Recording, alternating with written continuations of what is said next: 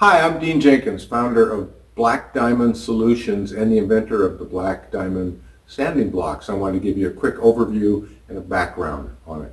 So these are the Black Diamond sanding blocks.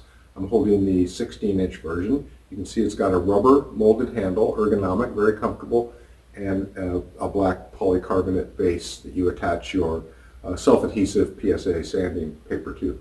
One of the key features is these rods, these steel rods, you can take in and out of the block, and it makes the flexibility of the block adjustable. And so most car surfaces, very few are actually perfectly flat. Most of them have some degree of a curve or a crown to them. And so when you're trying to get that perfectly true, you want it flat and smooth. We all know, 90% of a great paint job is in the prep. We want to have a sanding block that's going to curve and conform to the surface that we're working on. And that's just going to make getting that surface true and flat and smooth easier and faster. Now I know it's not the sanding block, it's the hand holding the sanding block. But when you got a great tool in your hand, it's just going to be easier and faster to get exceptional results. So the blocks without any rods are very flexible and again can conform to the crown or curve of the surface that you're working with. And then if you do have a flat surface, an area you're working on where you want a rigid flat block, you simply can insert the steel rods and get a varying degree of flexibility. So you already have 4 blocks in one because you got 0, and then 1, 2, and then 3 rods that you can insert, and each brings a new level of kind of stiffness to the block. And with 3 rods in, it's now a very rigid and perfect for a flat surface that you want to get flat.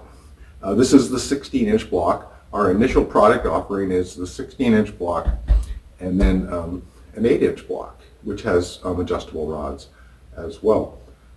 In the near future, we hope to launch a longer, like a 24-inch block, and then some variations, some different shapes and sizes for other things. But a 16-inch and an 8-inch are going to cover an awful lot of the situations and panels that you're going to be working with. I've been a car enthusiast and working on cars my whole life. It's a hobby, it's a passion, I've enjoyed it. And over the last number of years, I decided to start getting into body work and painting my own cars. It saves a lot of money, and usually, a lot of the time, it can be satisfying. You get to get it the way you want, hopefully, and when you get done, it's something you can be proud of and get some some enjoyment from that. Sometimes. So I'm a member of several user groups and forums and different groups. People who were into cars and body and paint, and I kept hearing about acrylic or polycarbonate blocks. And the reason people like acrylic or polycarbonate for a base is because it's rock hard, and it's not going to give when you're sanding and you meet imperfections. The imperfection is going to give to that rock hard sanding surface, and then it's flexible, right? So it's got kind of the best of both worlds in terms of being a rock hard surface and it flexes. As I heard people talking about sanding blocks and using acrylic or polycarbonate, a lot of guys were just figuring out ways to make their own. And this is some Lexan, which is the trade name for polycarbonate. You can get it at Home Depot, Lowe's, places like that.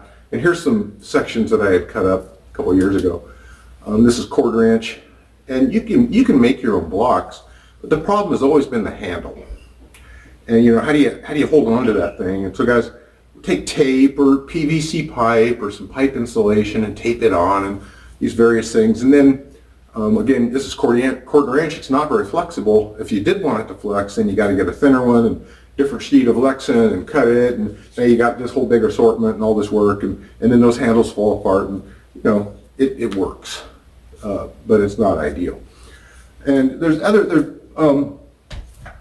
have been foam blocks on the market for a long time. This is a rigid foam block, and it's okay, but these rigid foam blocks don't flex, so they won't conform to a crown or a curved surface, but because they're foam, they will give. So particularly if you're doing something like knocking down some filler, right, or you got a little imperfection, it's going to give a little bit, so it's going to take longer, and it's going to be harder to get that flat, whereas the polycarbonate, again, rock hard. There are some other vendors who offer some polycarbonate blocks. Here's an example of some. And again, the problem is always the handle and the thickness, right? So the handle on this one, it's a T handle, and it's just not very comfortable. And if you're working on prepping a car, you're going to have several hours of working the filler, blocking, doing all that stuff. And this tool is going to be in your hand for a long time, and you want it to be comfortable. So I designed these black diamond blocks with a nice ergonomic molded rubber handle, and of course we've attached the polycarbonate to it. And with the existing blocks also, nobody else has anything that's adjustable, so when you want a varying degree of flexibility, you have to have, for this length, you got to have 4 different blocks with different thicknesses of polycarbonate, and we've addressed that by having the adjustability of the steel rods. When I started working on this, my goal was to create the best sanding blocks ever. I'll leave it up to you to decide if I've delivered on that, but I use these now on my projects, and I love them. I created the tool that I wanted to do the work I was doing, and I think and what I heard other people trying to accomplish with polycarbonate and taping stuff up, whatever. So I tried to create the best sanding blocks ever. Again, that's up to you to decide whether I delivered on that or not. Like I said, I've been using it on my projects. Some early prototypes. There's a black Suburban on the homepage of my website, blackdiamondblocks.com, and I used an early prototype of these in prepping that car for paint, and I was really happy with how that came out. And I'm also using it on my current project, which is a 1968 El Camino. Speaking of the El Camino project, here's a quick clip of me using the 16-inch block, doing some panel-to-panel leveling between the door and the front fender there. And you can see I've got the rods out. The block is flexible to conform to the curve of the fender and the door. And after I got all the filler work done, then I shot the car in a 2K urethane filler primer, and now I'm starting to do that blocking to get that final leveling of the car done. And in this area of the fender I'm working on, I want it absolutely flat, so I got all the rods in, and the block is totally rigid. But you can see I really do use these tools on my own projects. So I really like these. These are a tool I wanted and that I want to use, and I do use, and I hope these help you get the exceptional results that you want, easier, faster, better. So Black Diamond Flexible Sanding Blocks. Thanks. Oh, and I did want to give a tribute. There was a product on the market called AFS Flexible Sanding Blocks.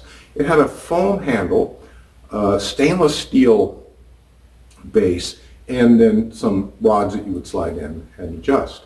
The inventor of that was a man named John Wheeler. Unfortunately, he passed away and the company went out of business, so you can't get those blocks anymore. People loved them for a lot of the reasons. I hope you love these in that we got a hard surface, we got flexibility, it's adjustable. But with the AFS blocks, one of the drawbacks was that stainless steel base had to be thin, really thin, to be flexible, and it was so thin that it would yield kind of like a foam block would. So it took more effort to knock down imperfections. And then there was a pretty complex series of clips inside the body that held the adjustable rods, and over time they would wear out, and people talked about the rods falling out while you're working, and that's not optimal. But the idea that John Wheeler had with a flexible block with adjustability using rods is something I built on. I have not infringed on his intellectual property. His patent actually expired and the company has gone out of business. But I did work with a patent attorney, and we have filed for a patent. We have patent pending status. My design was different enough, unique enough to get my own patent. So we're patent pending, and in this year, middle of this year, we'll be eligible to apply for full patent status, and I'm highly confident we'll get our patent issued for the black diamond flexible sanding block. So that's it. And again, I hope they're incredibly useful for you, and that they help you get better results. Thanks.